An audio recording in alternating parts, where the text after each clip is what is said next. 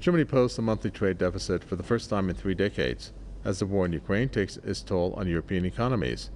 The German Federal Statistics Office says imports exceeded exports by roughly $1 billion in May, compared with April. The rare deficit is being blamed on interrupted supply chains and record energy prices. This is partially triggered by Russia's move to cut back on natural gas supply to Europe. Germany relies on Russia for 35% of its natural gas needs. Germany's Federation of Trade Unions has warned that the short supply can lead to the collapse of entire industries if it remains unresolved.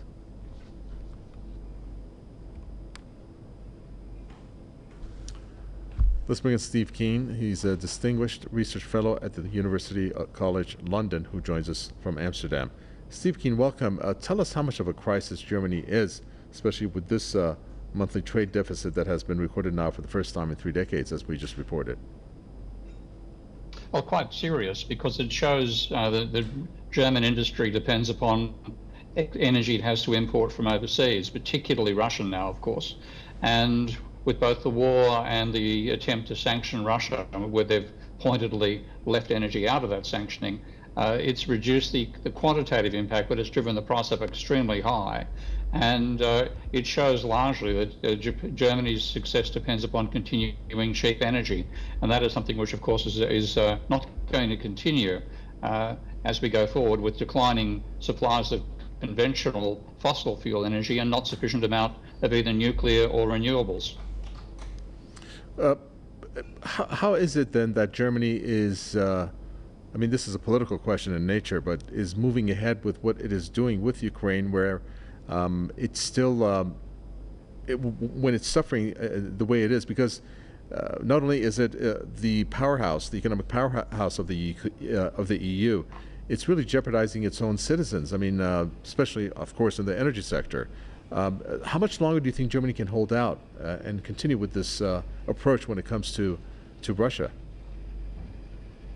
Well, Germany can absorb a fair amount of pain. Certainly German workers have done that over the last decade with very low wage increases. But of course that adds more and more tension, and particularly if you now find that German workers can't afford to pay the bills to keep their houses warm during the approaching winter. Then you might get revolt like you got in France with the Gilets jaunes, taxes on diesel that very badly damaged the Macron government. So it's not easy to maintain this, and it shows one big mistake Germany is making right now is shutting down its nuclear power plants. It should not do that. It should keep them going. In terms of our current crisis, coal-based energy is far more dangerous than nuclear-based, and it's one of the biggest mistakes possible to shut those nuclear power stations down. Okay, and finally, a statistic that I don't quite understand how it is happening, but according to multiple sources, this is being reported.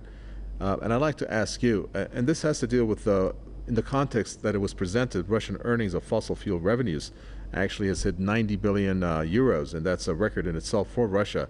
And the highest importer of this was the EU, coming in at, the figure here states 57 billion euros, importing 61% of this. How does that work if Russia is supposed to be under sanctions? I mean, isn't that against their stated goal when it comes to Russia?